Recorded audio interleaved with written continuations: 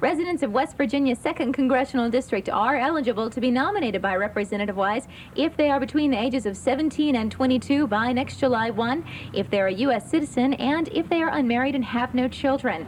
Students seeking the nomination must submit a formal application to Representative Wise by November 30th. In Hedgeville, I'm Nancy-Lynne Walters, News 25. The flowers at the farmers market weren't the only ones out soaking up the sun. People all over Hagerstown were out enjoying this gorgeous weather. The delegates listened to all kinds of constituent concerns and issues facing their communities. And for those who stopped by, this was a prime opportunity to get the word out to the local officials about what's important. In Middletown, I'm Nancy-Lynne Walters, News 25. With signs in hand and mission in heart, a group of Hagerstown residents lined up to peacefully protest abortion. The line of protesters, called a life chain, gathered together to sing, recite prayers, and draw attention to their cause. This is a great opportunity to come out and to meditate and pray for an end to this tremendous evil. We were getting a lot of support with the people driving by. They're honking, having the thumbs up. Very few people with the thumbs down, so it's good support. The Hagerstown Life Chain is one of many protests today. For 8 years, anti-abortion protesters have peacefully demonstrated across the U.S. and Canada on the first Sunday in October. It is my hope that perhaps even one woman or one teenager who's pregnant today that may be considering abortion would prayerfully think about another choice other than abortion. We're just here to show that there is an option to the killing of unborn, preborn babies. For a small donation, organizers provided signs for those who wanted to join the demonstration. Life Chain organizers also collected baby clothes and monetary donations. Over 1,500 people turned out for today's peaceful demonstration. Proceeds and donations will go to fund the local Crisis Pregnancy Center. In Hagerstown, I'm Nancy-Lynne Walters, News 25. The Valley View Elementary School is celebrating their 25th anniversary this week. And to celebrate, faculty, students, and parents turned out for a reception at the school. The school has everything you would imagine: chalkboards, computers, teaching aids. But one thing this West Virginia school does not have is walls to separate the classrooms.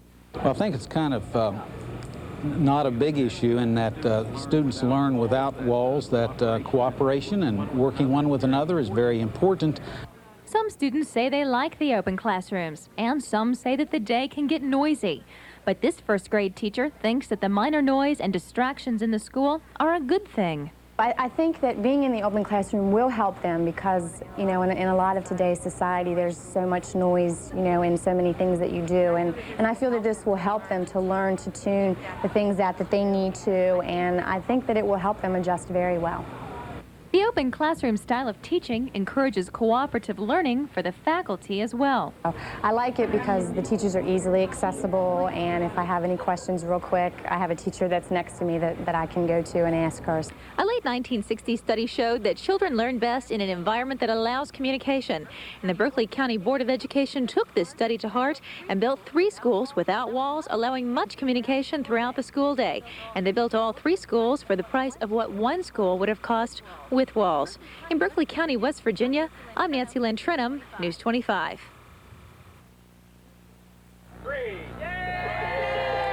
Damp weather didn't dampen the spirit for the 1995 Frederick Memory Walk. More than 550 area residents turned out for a 3.5-mile walk to raise money for the local Alzheimer's Association. I think something like this, you can't do it enough.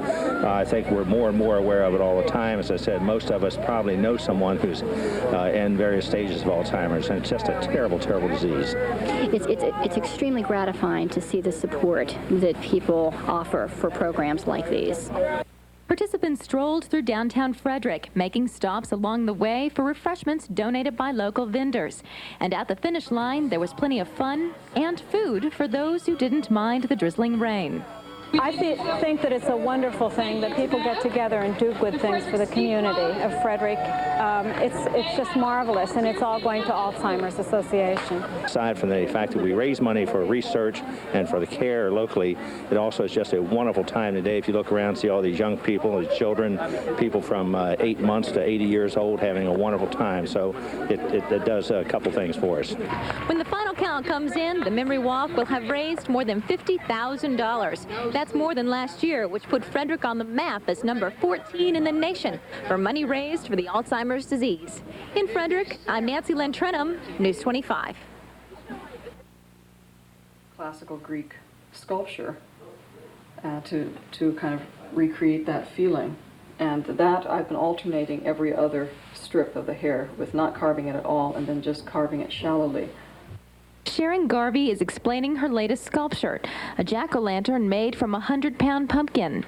It doesn't bother me about the pumpkins being short-lived because there's a dramatic quality to the fact that they are only lasting for a little while and you must pay attention to them now.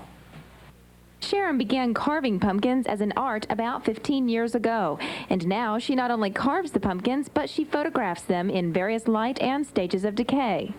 And sometimes I've had sculptures that I wasn't that fond of and didn't think were that successful, but because of I could take only a detail shot or do it from a certain angle or light it in a certain way with the photographs, I might generate a photograph that I'm very pleased with and is stronger than the sculpture was. This is the 6th pumpkin sculpture for Sharon this month. She says her inspiration for art comes from a deep appreciation of ancient custom and tradition.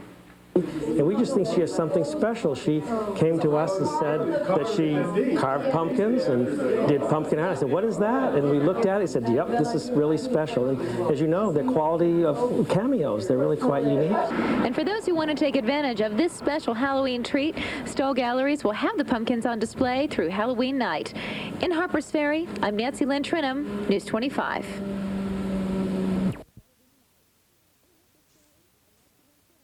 With the consumer's concern. We have little tags posted on the shelves that state that this particular product is certified by the manufacturer to be free of RBST. We also have a little flyer for our customers that they can pick up that explains our position on this in more detail. And other grocery stores, such as Marsh, are asking their dairy suppliers not to give them milk from cows where BGH has been used. But watch out, just because a grocery store is asking their supplier not to give them BGH milk does not mean they're guaranteeing the milk is BGH free. I'm Nancy-Lynne Walters for WTIU News Forum.